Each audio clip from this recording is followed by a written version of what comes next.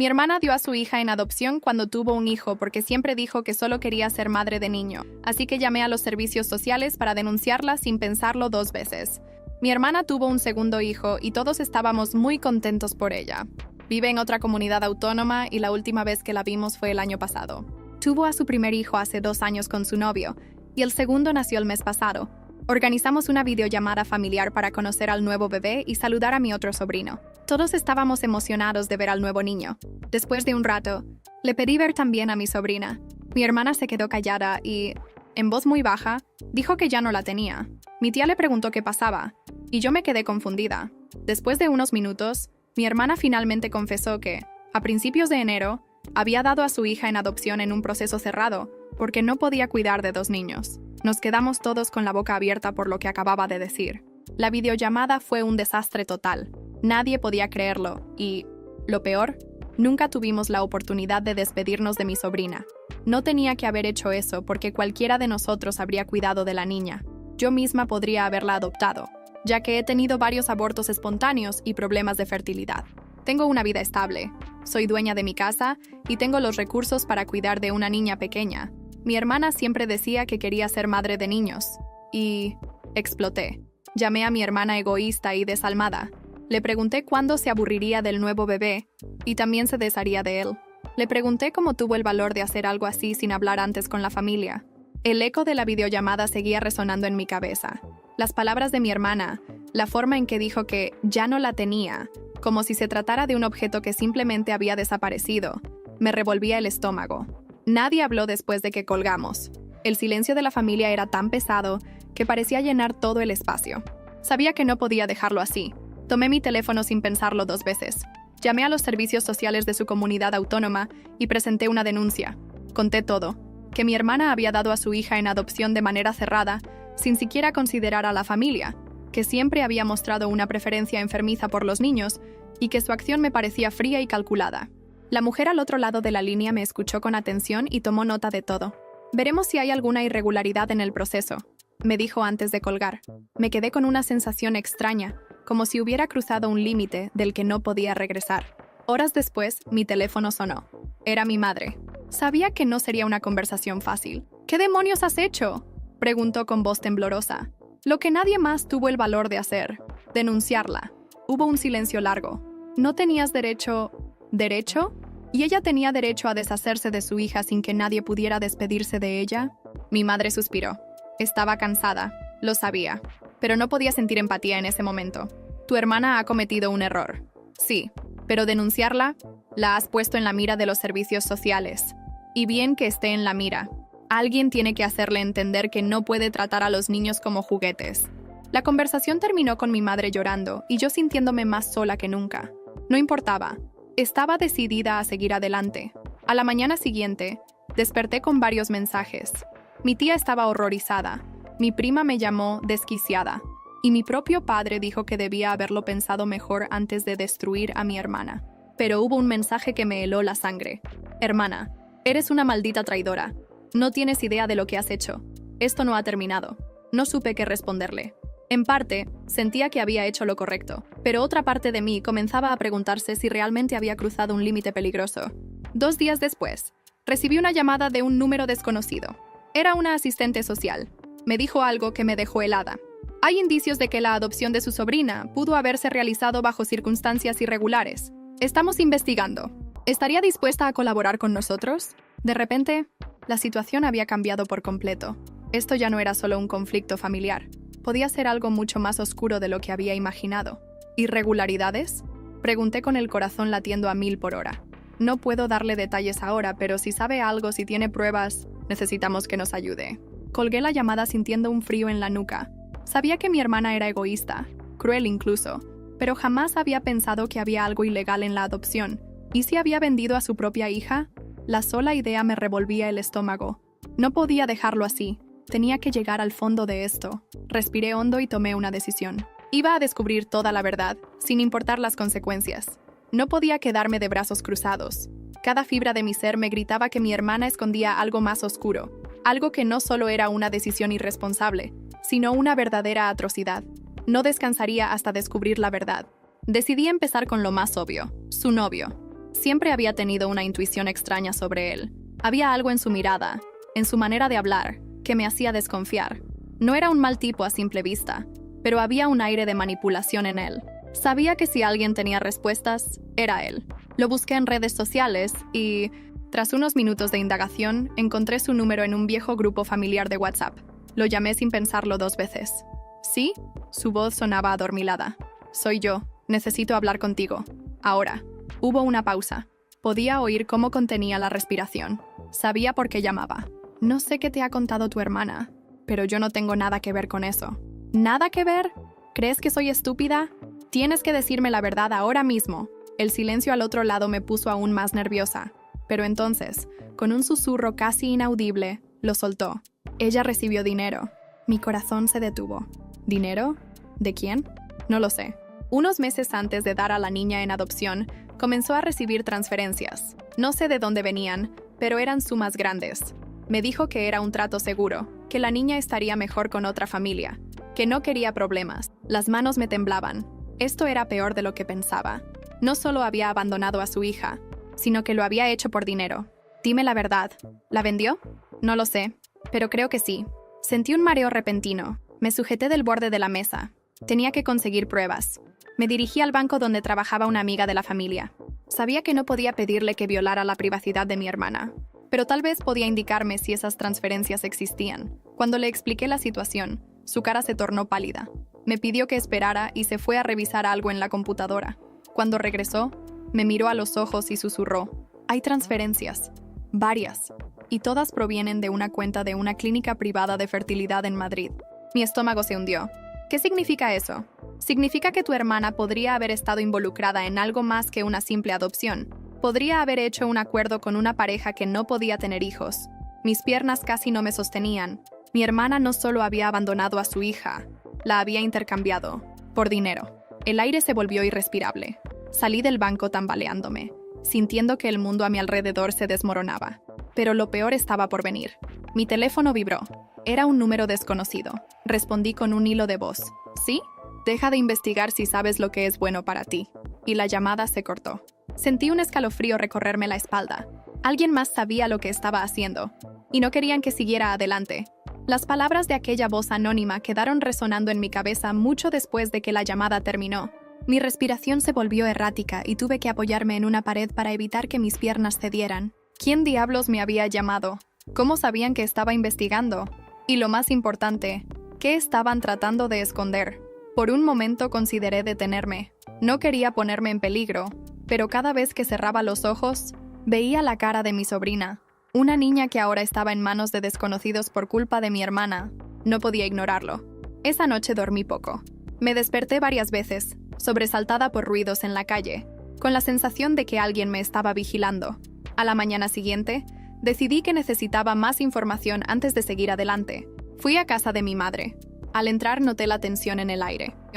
Sabía que aún estaba molesta conmigo por haber denunciado a mi hermana. Me senté frente a ella en la mesa de la cocina y fui directa al grano. ¿Sabes algo de la adopción?, pregunté. Ella suspiró, evitando mi mirada. No es asunto tuyo. Tu hermana tomó una decisión. Hay cosas que es mejor no remover. Golpeé la mesa con la mano abierta, frustrada. Era mi sobrina. ¿Cómo puedes decirme que no es asunto mío? Mamá, hay algo raro en todo esto. Recibí una llamada amenazante anoche.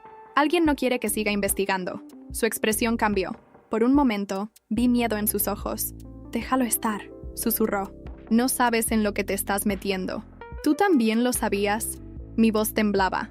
Ella cerró los ojos, como si estuviera cargando un peso insoportable. Finalmente, habló en un tono apenas audible. No quería, pero tu hermana me contó. Me dijo que no podía cuidar a la niña y que había encontrado una solución para asegurarle un buen futuro. Nunca me dio detalles.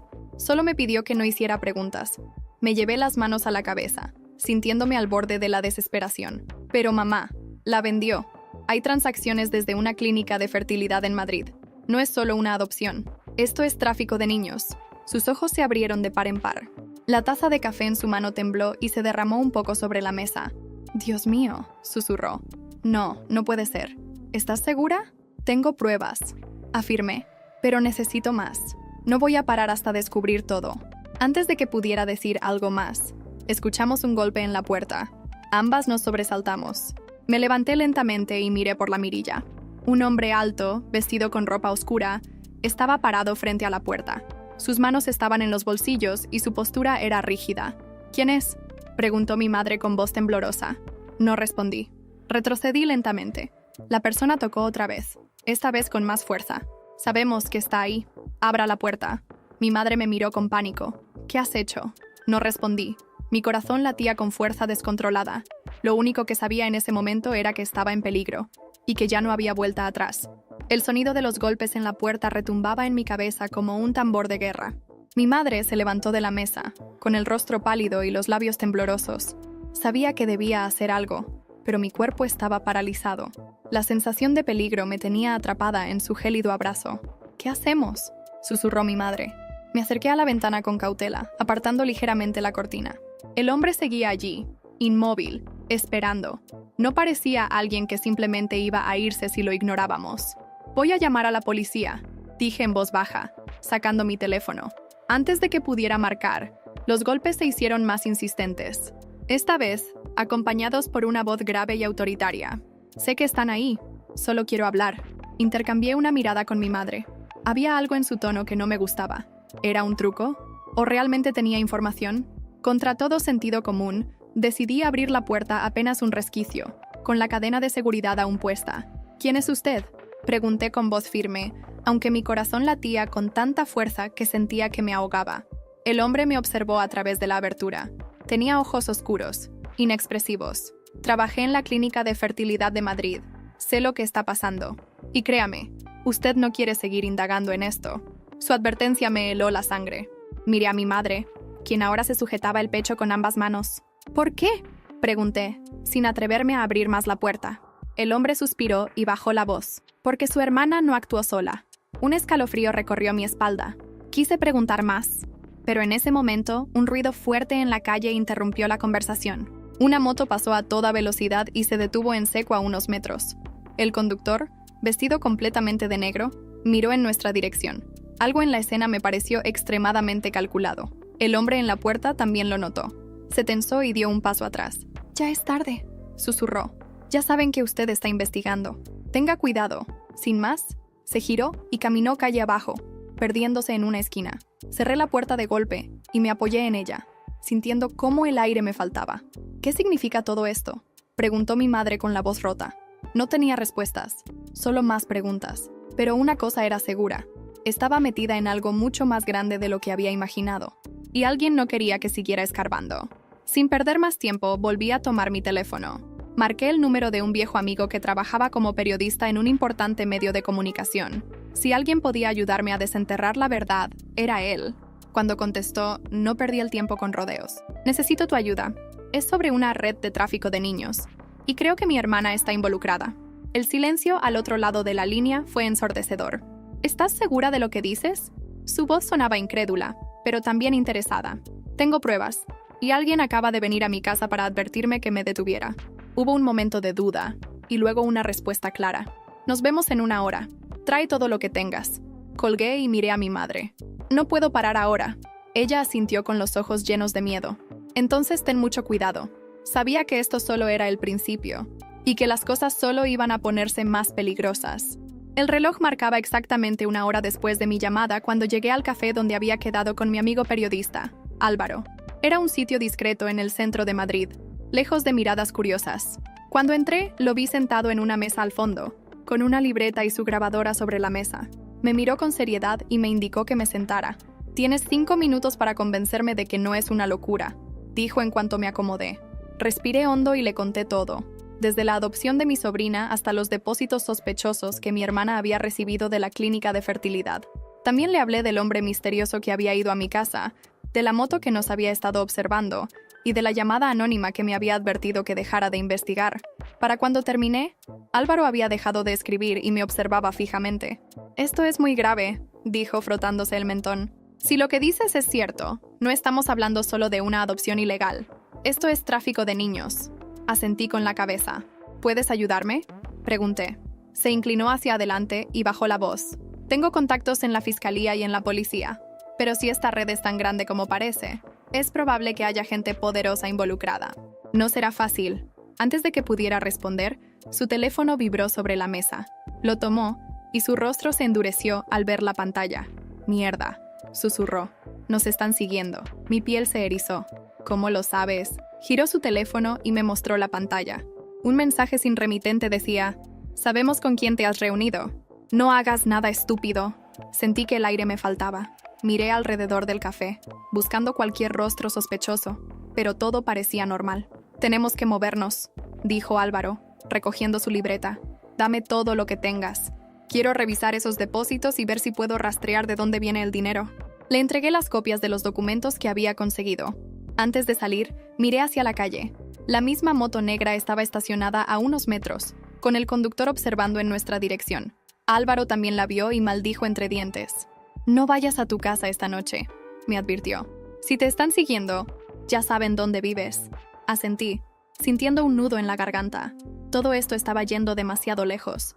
Pero si había algo claro, era que había tocado un nervio muy sensible en alguien poderoso. Y eso significaba que estaba más cerca de la verdad de lo que pensaba. Cuando salimos del café, la moto arrancó y desapareció entre el tráfico. Me quedé allí, con la certeza de que aquello no era una simple coincidencia. Esto no había hecho más que empezar. Pasé la noche en un pequeño hostal en las afueras de Madrid. No quería arriesgarme a volver a mi casa y encontrarme con alguien esperándome. El miedo era un peso constante en mi pecho, pero la determinación de descubrir la verdad era aún más fuerte. A la mañana siguiente mi teléfono sonó. Era Álvaro. «Tenemos un problema». Su voz sonaba tensa. «Estuve revisando la información que me diste y confirmé que la clínica de fertilidad ha estado realizando transacciones con múltiples cuentas sospechosas. Hay un patrón, y todo apunta a un esquema mucho más grande de lo que imaginábamos». Mi corazón latía acelerado. «¿Puedes probarlo?», pregunté. «No del todo», admitió. «Necesito más datos, algo más sólido. Pero lo peor es que alguien se enteró de que estoy husmeando. Mi apartamento fue allanado anoche. No se llevaron nada, pero estaba claro que buscaban algo. Un escalofrío me recorrió la espalda. Sabía que esto se pondría peligroso, pero ahora era real. Estábamos en la mira de personas que no querían que la verdad saliera a la luz. «Voy a intentar contactar a alguien dentro de la clínica», dije, tomando una decisión rápida. «Si conseguimos información de primera mano, podremos exponerlos». «Ten cuidado», respondió Álvaro. «Ya no estamos jugando». Colgué y respiré hondo. Tenía una idea, pero era arriesgada. Recordé a una antigua amiga de la universidad, Carmen, que trabajaba en administración de clínicas privadas. Quizás podría ayudarme. La llamé y fingí que estaba interesada en un tratamiento de fertilidad. Nos citamos en un café cerca de su oficina. Cuando nos encontramos, su expresión mostraba curiosidad y sospecha. «Hace años que no sé nada de ti. ¿Y ahora me llamas por esto?», preguntó mientras removía el azúcar en su café. «Necesito tu ayuda, Carmen», dije con sinceridad. «Es sobre la clínica en la que trabajas. He descubierto cosas que no deberían estar pasando ahí». Su rostro palideció. «No sé de qué hablas. Por favor, sé que hay registros de adopciones encubiertas, transferencias de dinero irregulares. No puedes decirme que no has visto nada raro». Carmen miró alrededor como si temiera que alguien la escuchara. Luego se inclinó hacia mí. «No puedo hablar aquí. Hay cámaras en todas partes. Si alguien sabe que estoy hablando contigo, podría perder mi trabajo. O algo peor». El pánico en su voz me confirmó que estaba en lo cierto. «Dime dónde podemos hablar con seguridad», le pedí. Me pasó un papel con una dirección. «Reúnete conmigo esta noche», susurró. «Pero prométeme que si descubres algo, no me involucres. No quiero terminar como los otros». La miré fijamente. ¿Los otros? Pero antes de que pudiera responder, se levantó y se fue apresurada, dejándome con más preguntas que respuestas. Si había otros, significaba que ya había habido víctimas en esta historia. ¿Hasta dónde llegaba esta red? ¿Cuánto peligro estábamos corriendo?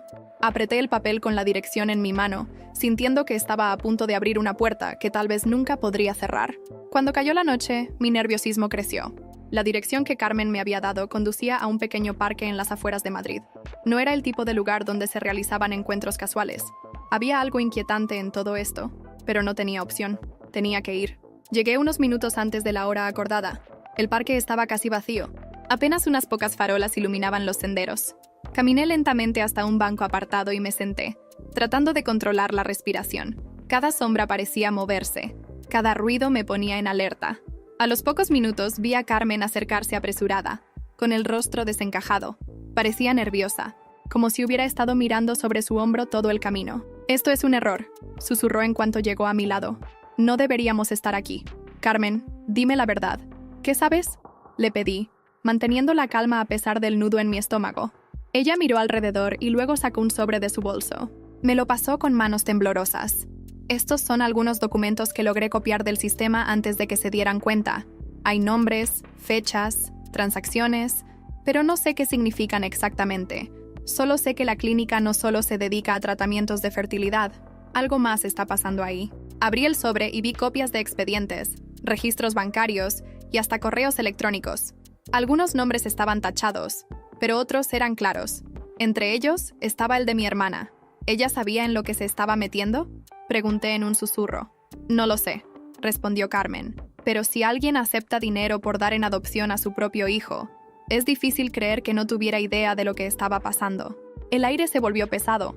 Sabía que mi hermana era egoísta, pero esto era monstruoso. Carmen me miró con miedo.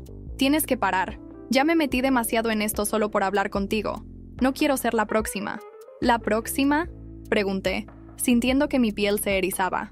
Carmen tragó saliva. «Gente que ha hecho demasiadas preguntas desaparece. O peor, a veces aparecen, pero con advertencias claras.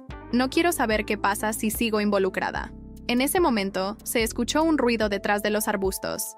Ambas nos pusimos en alerta. Carmen se levantó de golpe.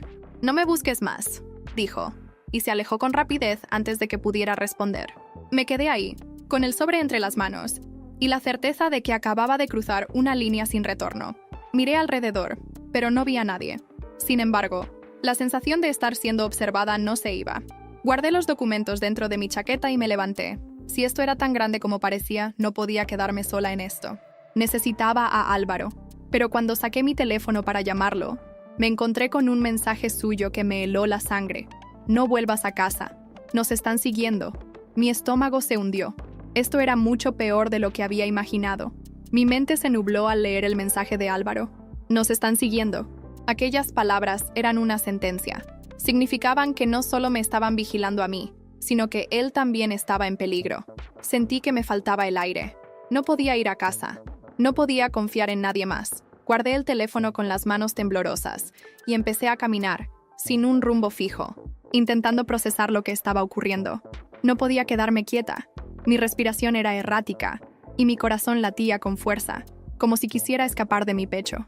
Sabía que lo mejor sería encontrarme con Álvaro cuanto antes. Tomé un taxi y le di una dirección cualquiera, solo para alejarme del parque. Durante el trayecto no pude evitar mirar por la ventanilla cada pocos segundos. La paranoia se había instalado en mi mente. ¿Había alguien siguiéndome? ¿Cuántos sabían sobre mí? ¿Hasta dónde llegarían para detenerme? Cuando llegué a un café en un barrio discreto, saqué mi teléfono y llamé a Álvaro. «¿Dónde estás?», pregunté en cuanto contestó. «En un hotel pequeño en las afueras. No quiero arriesgarme a quedarme en mi apartamento. Nos están vigilando». «Voy para allá», dije sin dudarlo. Colgué y pedí otro taxi. Al llegar, vi a Álvaro en la recepción, con ojeras marcadas y una expresión de tensión en el rostro. Me guió hasta su habitación sin decir una palabra. «Dime todo lo que sabes», exigí en cuanto cerró la puerta. Sacó su computadora portátil y me mostró varios documentos que había conseguido desde nuestra última conversación. Había registros de transacciones que conectaban a la clínica de fertilidad con cuentas offshore. Nombres de médicos, abogados y hasta figuras públicas aparecían en la lista. «Esto es más grande de lo que imaginábamos», dijo Álvaro en voz baja. «Hay jueces, empresarios, incluso políticos involucrados. No es solo un caso de adopciones ilegales, es una red de tráfico de niños». Tragué saliva, sintiendo el peso de la verdad. La vida de mi sobrina no era la única en peligro. ¿Cuántos otros niños habían sido vendidos de la misma manera? «Necesitamos pruebas sólidas», susurré. «Algo que no puedan encubrir». Álvaro asintió. «Tengo un contacto dentro de la fiscalía. Si conseguimos suficiente evidencia, podríamos hacer pública la información antes de que nos silencien». Antes de que pudiera responder, su teléfono sonó. Miró la pantalla y su expresión se endureció. Me mostró el mensaje que acababa de recibir. «Sabemos dónde están. No jueguen con fuego». El miedo se convirtió en terror. Alguien nos había encontrado. Esto no era una advertencia. Era una amenaza real. En ese momento, la luz de la habitación parpadeó y se escuchó un golpe seco en la puerta. Nos quedamos inmóviles, el corazón a punto de estallar. «No hagas ruido», susurró Álvaro. Contuve la respiración mientras el sonido de pasos se desvanecía en el pasillo. Nos miramos sin saber qué hacer. Solo había una cosa clara. El tiempo se nos estaba acabando. El silencio era insoportable. Nos quedamos paralizados en la habitación, escuchando cada sonido, cada posible señal de que alguien intentaba entrar. No podía respirar. Sentía el corazón en la garganta, latiendo con tal fuerza que creí que delataría nuestra ubicación. Álvaro se movió lentamente hasta la ventana y apartó apenas la cortina. Me miró con los ojos llenos de advertencia. Hay un coche negro estacionado al otro lado de la calle. No se han movido, pero están vigilando. Esto es serio. No pude evitar estremecerme. Sentí que el frío se filtraba hasta mis huesos. ¿Cómo habían llegado hasta aquí tan rápido? ¿Cuánto sabían sobre nosotros? Tomé mi teléfono y busqué contactos confiables. Mi madre, mi tía, algunos amigos. Nadie a quien pudiera llamar sin ponerlos en peligro. Solo nos quedaba una opción. Tenemos que irnos ya, susurré. Si nos quedamos, nos atraparán. Álvaro asintió y comenzó a meter su laptop en su mochila, junto con los documentos que habíamos conseguido. Con movimientos rápidos, revisamos la habitación para asegurarnos de que no dejábamos nada atrás. Cuando salimos al pasillo, el hotel parecía desierto. Bajamos por las escaleras de emergencia, evitando el ascensor. Cada paso hacía eco en el espacio cerrado, aumentando la sensación de que alguien podía aparecer en cualquier momento. Cuando llegamos al vestíbulo, un escalofrío me recorrió. Afuera, el coche negro seguía ahí. Un hombre de traje estaba apoyado contra la puerta del conductor, con un cigarro en la boca. Su mirada barría la entrada del hotel como si estuviera esperando a alguien. No podemos salir por la puerta principal, susurré. Álvaro miró a su alrededor y señaló una salida de servicio cerca de la cocina del hotel. Nos dirigimos allí, rezando para que nadie nos viera. Abrimos la puerta con cuidado y salimos a un callejón oscuro y mal iluminado. Caminamos sin detenernos, con el corazón golpeando en el pecho. Necesitamos otro lugar donde escondernos, dije en voz baja mientras sacaba mi teléfono. Tengo un amigo que podría ayudarnos, respondió Álvaro. Vive a las afueras de Madrid. Es periodista, pero no tiene conexiones con el sistema. Podría mantenernos ocultos por un tiempo. No teníamos muchas opciones. Acepté sin pensarlo 2 veces y comenzamos a caminar hasta encontrar una calle con suficiente tráfico como para tomar un taxi sin llamar la atención. Subimos a uno sin mirar atrás, con la sensación de que en cualquier momento el coche negro podría aparecer tras nosotros. El camino fue largo y silencioso. No dejaba de mirar el retrovisor, esperando ver alguna señal de que nos estaban siguiendo, pero nada. Por ahora estábamos a salvo. Cuando llegamos a la casa del amigo de Álvaro, un hombre de mediana edad con barba y gafas nos abrió la puerta con el ceño fruncido. Esto suena a problemas graves, dijo en cuanto nos dejó entrar. Ni te imaginas cuánto, respondió Álvaro dejándose caer en el sofá. Me acerqué a la ventana y miré hacia afuera. Madrid seguía allí, imponente y llena de vida. Pero yo sabía que el peligro estaba cerca, oculto en las sombras, esperando el momento perfecto para atraparnos. Y algo me decía que la peor parte aún no había comenzado. El aire en la casa del amigo de Álvaro estaba cargado de tensión. Nos quedamos en la sala sin decir mucho, como si cada uno estuviera calculando el próximo paso. Sabíamos que no podíamos quedarnos allí por mucho tiempo, pero tampoco podíamos salir sin un plan. El periodista, que se presentó como Luis, nos sirvió café y se sentó frente a nosotros con los brazos cruzados. Su mirada era severa, analítica. Antes de que decida si los ayudo o no, dijo con voz grave. Necesito saber exactamente qué han descubierto. Álvaro sacó su laptop y le mostró los documentos. Luis pasó las páginas con una concentración absoluta, frunciendo el ceño a medida que avanzaba. Esto es enorme, susurró. No solo hay adopciones ilegales. Aquí hay conexiones con jueces, empresarios y políticos de alto rango. Si esto sale a la luz, puede derrumbarse un sistema entero. Sentí un escalofrío recorrerme. Esto ya no se trataba solo de mi sobrina. Era una red de tráfico de niños operando bajo la fachada de la legalidad, protegida por el poder y el dinero. Necesitamos pruebas contundentes, dije.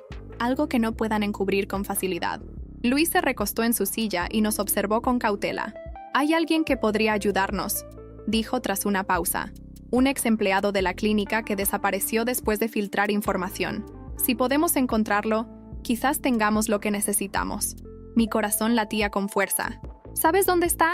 No con certeza, pero hace unas semanas alguien me dijo que lo habían visto en un refugio para indigentes en Lavapiés. Lavapiés, un barrio donde los secretos se escondían a plena vista. Si él tiene pruebas, debemos encontrarlo antes que ellos, dije sin dudar. Luis asintió, pero hay un problema. Si nosotros sabemos sobre él, ellos también. No va a ser un paseo por el parque. Sabía que estaba en lo cierto. Estábamos a punto de adentrarnos en la parte más peligrosa de esta historia, pero no había otra opción. Esa misma noche, Álvaro y yo nos dirigimos a Lavapiés. Las calles estaban llenas de vida, pero en los rincones oscuros, la sensación de peligro era palpable.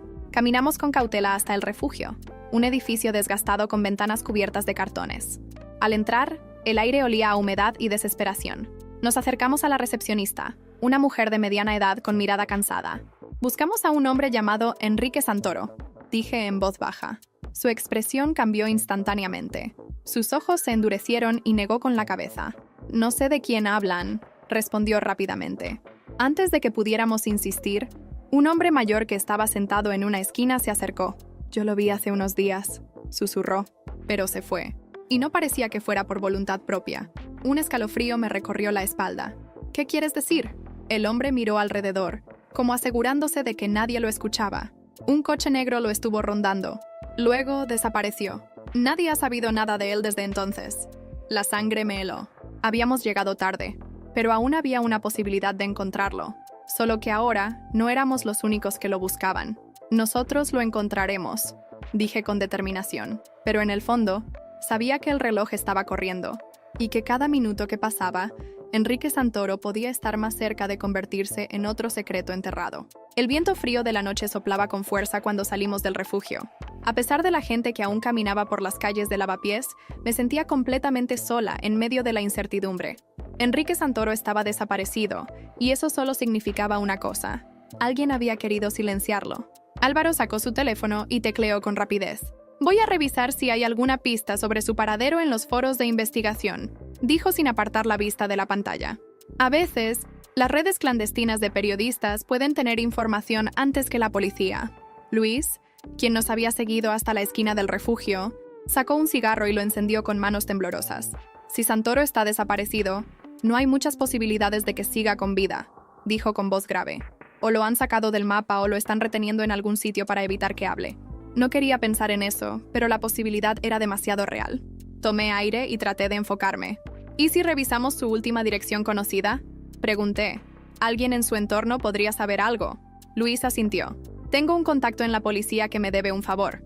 Puede conseguirme la última dirección registrada de Santoro, pero necesitamos movernos con discreción. Si nos descubren rastreándolo, podríamos convertirnos en los siguientes objetivos. La ansiedad se instaló en mi pecho, pero sabía que no podíamos dar marcha atrás ahora. Luis hizo una llamada rápida, intercambió algunas palabras en voz baja y colgó con un gesto tenso. Tengo la dirección, dijo. Vive en una pensión en Carabanchel. No es un lugar seguro, pero es lo único que tenemos.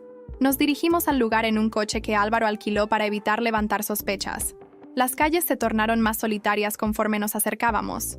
Carabanchel tenía rincones donde las miradas indiscretas no llegaban, y eso me preocupaba aún más. Cuando llegamos a la pensión, el edificio parecía en ruinas.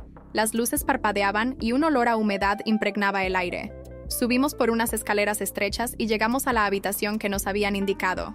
Luis tocó la puerta con los nudillos. Nadie respondió. Voy a intentar abrir, susurró Álvaro, sacando un juego de ganzúas de su mochila. ¿Desde cuándo sabes hacer eso?, pregunté en voz baja. No preguntes, respondió con una sonrisa tensa. Tras unos segundos, la puerta cedió con un chasquido. Entramos con cautela. La habitación estaba oscura y revuelta, como si alguien hubiera salido con prisa o hubiera sido sacado a la fuerza. La cama estaba sin hacer, los cajones abiertos y papeles esparcidos por el suelo. Me agaché y tomé un cuaderno viejo. Pasé las páginas rápidamente y encontré algo que me hizo contener el aliento. Un nombre, Dr. Martín Herrera, y una dirección. ¿Quién es él?, preguntó Luis, leyendo por encima de mi hombro. No lo sé, susurré, pero Santoro lo anotó como si fuera importante. Esto podría ser nuestra próxima pista. En ese momento, se escucharon pasos apresurados en el pasillo. Luis apagó la linterna del teléfono y Álvaro cerró la puerta con cuidado. Nos han seguido, susurró Luis. El sonido de la cerradura moviéndose desde afuera me dejó claro que estábamos atrapados. El pánico se instaló en mi pecho. Nos van a atrapar, murmuré. Álvaro se acercó a la ventana y la abrió lentamente. Era una caída de 2 pisos, pero había un contenedor de basura abajo. No tenemos otra opción, dijo. Tenemos que saltar. Miré a Luis con temor, pero él asintió con decisión. No teníamos alternativa. El sonido de alguien forzando la cerradura nos impulsó a movernos. Con el corazón latiendo con fuerza, puse un pie en el alféizar y me preparé para lo inevitable. El golpe de la puerta abriéndose fue lo último que escuché antes de saltar. El impacto fue brutal. Caí sobre el contenedor de basura con un golpe seco, el aire escapándose de mis pulmones. Álvaro aterrizó a mi lado con un gruñido de dolor, seguido por Luis, que se sujetó la pierna con una mueca de agonía.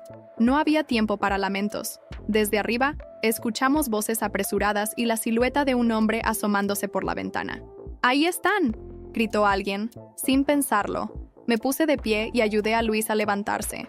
¡Corran!, exclamó Álvaro, empujándonos hacia un callejón. Las calles de Carabanchel eran un laberinto de sombras y edificios desgastados. Corrimos sin mirar atrás, doblando esquinas al azar, hasta que nuestros pulmones ardieron. Finalmente, nos detuvimos en un almacén abandonado, resguardándonos en la penumbra. Luis se dejó caer contra la pared, respirando con dificultad. «Me jodí la pierna», murmuró. Me agaché para revisarlo. No parecía rota, pero sí torcía el gesto de dolor cada vez que intentaba moverla. Álvaro sacó su teléfono y revisó rápidamente. «Nos han perdido por ahora», susurró. «Pero no podemos quedarnos aquí mucho tiempo. Tenemos que ir con el doctor Martín Herrera», dije, sacando el cuaderno de Santoro. «Si él está en esta lista, debe saber algo importante». Luis asintió con dificultad. «Conozco su nombre. Trabajó en una de las clínicas más prestigiosas de Madrid, pero desapareció hace un año». Álvaro frunció el ceño. «¿Cómo que desapareció?» «Renunció de repente. Vendió su casa y nadie volvió a verlo. Se rumorea que fue amenazado por lo que sabía», explicó Luis. Sentí un escalofrío. Sabíamos que esto era peligroso, pero ahora nos enfrentábamos a alguien que quizás ya había intentado huir de este infierno. «Tenemos que encontrarlo antes que ellos», murmuré. Álvaro revisó nuevamente su teléfono y nos mostró una dirección. «Tengo una pista. Hay registros de una propiedad a su nombre en un pueblo pequeño a las afueras de Madrid. Si todavía está ahí, puede ser nuestra última oportunidad». Luis intentó ponerse de pie, pero gimió de dolor. «Yo los retrasaría. Vayan ustedes. Yo intentaré esconderme hasta que sea seguro». Negué con la cabeza. «No te dejamos atrás». Álvaro se pasó una mano por el cabello, frustrado. «Mierda. No tenemos mucho tiempo». En ese momento, el ruido de un motor se escuchó en la distancia. Luis apretó la mandíbula. «Váyanse ya. No podemos perderlo». No teníamos opción. Con una última mirada de preocupación hacia Luis, Álvaro y yo nos lanzamos de nuevo a la calle, con la esperanza de que el doctor Herrera aún estuviera con vida y que nos pudiera dar las respuestas que tanto necesitábamos. El camino hacia el pueblo era un trayecto tenso y silencioso. El coche alquilado que Álvaro conducía se deslizaba por la carretera desierta, mientras yo revisaba una y otra vez la dirección del doctor Martín Herrera. Cada minuto que pasaba nos acercaba más a la verdad, pero también al peligro. «Si Herrera sigue vivo, puede que no esté contento de vernos», murmuró Álvaro sin apartar la vista del camino. «O puede que sea nuestra única esperanza», respondí, intentando convencerme a mí misma. El pueblo apareció en la distancia, un cúmulo de casas modestas rodeadas de tierras de cultivo. No había señales de tráfico, ni luces en las calles. Parecía un lugar olvidado por el tiempo, el escondite perfecto para alguien que no quería ser encontrado. Nos detuvimos frente a una pequeña casa de fachada descuidada. La dirección coincidía. Bajamos del coche y nos acercamos con cautela. Álvaro llamó a la puerta 3 veces. Nada. Silencio absoluto. «¿Y ahora qué?», susurré. Antes de que pudiera responder, un sonido detrás de nosotros nos hizo girar en seco. Un hombre mayor, de cabello canoso y mirada desconfiada, nos apuntaba con una escopeta. «¿Quiénes son y qué quieren?». Su voz era firme, pero noté un leve temblor en sus manos. «¿Doctor Herrera?», pregunté con cuidado, levantando las manos en señal de paz. Su mirada se endureció aún más. «No sé quiénes son ni qué buscan, pero deberían largarse antes de que sea demasiado tarde». Álvaro intercambió una mirada rápida conmigo. No podíamos perder esta oportunidad. «Sabemos lo que ocurrió en la clínica», dije. «Sabemos que hubo adopciones ilegales y que usted estuvo involucrado, o al menos lo vio con sus propios ojos». La mención de la clínica hizo que su expresión cambiara. Bajó ligeramente la escopeta, aunque no la soltó. «¿Quiénes son ustedes?», preguntó con menos hostilidad. «Solo queremos respuestas», insistí. «Queremos detener esto antes de que más niños sean vendidos. Mi sobrina fue una de esas víctimas». Herrera apretó la mandíbula. Parecía debatirse consigo mismo. Finalmente suspiró y nos hizo una seña para entrar en la casa. El interior estaba lleno de papeles, libros viejos y un olor a encierro. Herrera se dejó caer en una silla y nos observó con ojos cansados. Si están aquí, es porque ya saben demasiado, murmuró. Y eso significa que están en peligro. Lo sabemos, respondí, pero no vamos a detenernos. Se quedó en silencio un momento y luego, con un suspiro resignado, comenzó a hablar.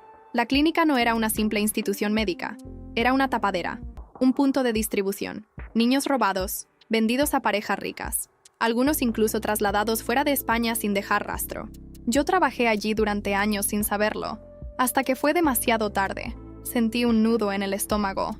¿Por qué no denunció?, preguntó Álvaro. Herrera rió con amargura. ¿Y qué hubiera cambiado? Los que manejan esto tienen conexiones en el gobierno, en la policía. Cuando intenté hablar, casi me matan. Así que desaparecí. Saqué mi teléfono y lo puse sobre la mesa. Necesitamos pruebas. Algo que pueda hundirlos. Herrera nos miró con resignación. Luego, lentamente, se levantó y caminó hacia un armario en la esquina de la habitación. Sacó una caja metálica y la colocó sobre la mesa. Aquí están, dijo. Documentos, grabaciones, listas de compradores. Todo lo que guardé cuando me di cuenta de lo que estaba pasando. Álvaro y yo intercambiamos una mirada. Esto era lo que habíamos estado buscando.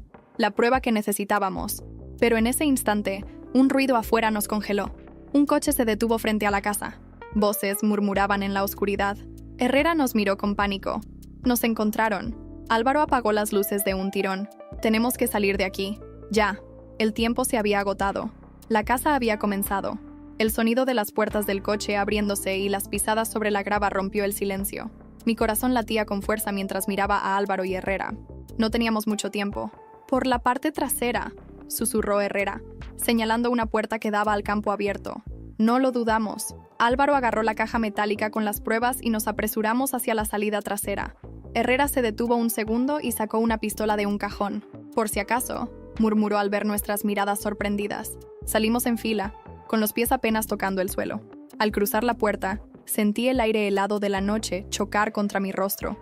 Herrera nos guió por un sendero oculto entre la maleza, pero apenas habíamos avanzado unos metros cuando escuchamos un grito. ¡Ahí están! Las linternas iluminaron la oscuridad. Un disparo se escuchó y la bala impactó en un árbol a pocos centímetros de donde estábamos. Corrimos sin mirar atrás. Mi respiración era errática. Herrera, a pesar de su edad, se movía con una destreza sorprendente. Álvaro apretaba la caja contra su pecho como si fuera su única salvación. El cobertizo, jadeó Herrera. Justo delante. Ahí hay un auto viejo. Lo vimos entre la maleza. Un coche cubierto por una lona polvorienta. Nos lanzamos hacia él y Herrera sacó unas llaves de su bolsillo. ¡Rápido!, dijo, mientras intentaba encender el motor. Otro disparo. La ventana trasera estalló en 1000 pedazos. Me encogí en el asiento, sintiendo el corazón a punto de salirse de mi pecho. El coche rugió con vida y Herrera pisó el acelerador.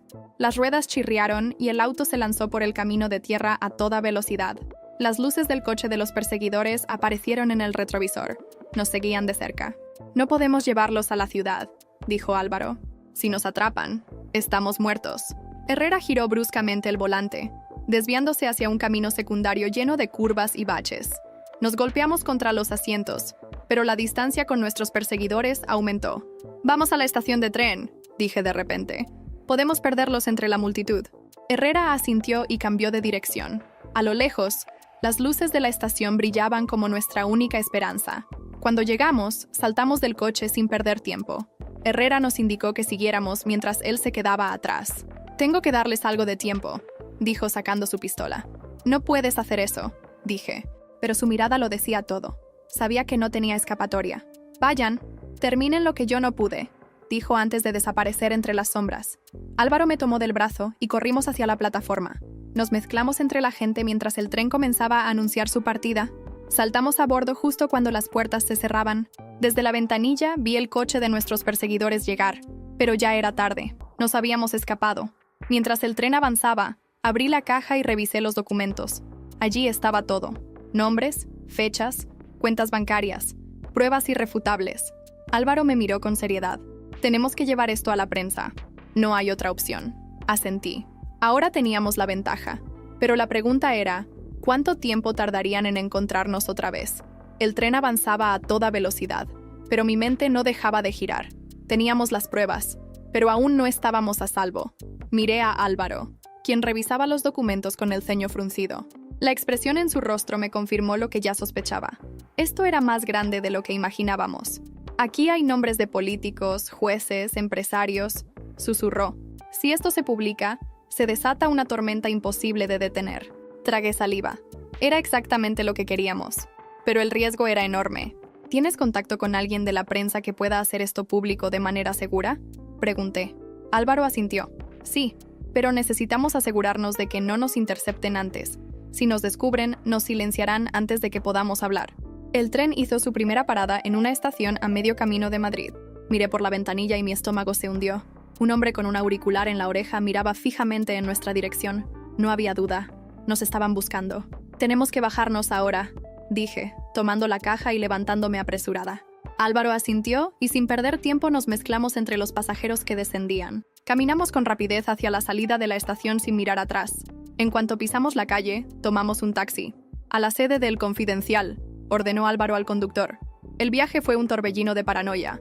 Miraba cada coche que nos seguía, cada motocicleta, cada persona en la calle. Pero, contra todo pronóstico, llegamos sin problemas. Dentro del edificio, Álvaro se dirigió directamente a un despacho en el segundo piso. Un periodista veterano nos recibió con una expresión mezcla de incredulidad y nerviosismo. ¿Están seguros de lo que dicen tener?, preguntó mientras abría la caja y revisaba los documentos. Absolutamente, respondí con firmeza. El periodista exhaló con fuerza y tomó su teléfono. Voy a necesitar verificar esto, pero si es legítimo, esta historia va a sacudir todo el país. Mientras hablaba, Álvaro y yo nos desplomamos en los sillones. Habíamos llegado. Lo habíamos logrado. Esa misma noche, la noticia estalló como una bomba. Titulares en todos los medios. Investigaciones iniciadas. Nombres poderosos expuestos. La red de tráfico de niños estaba al descubierto.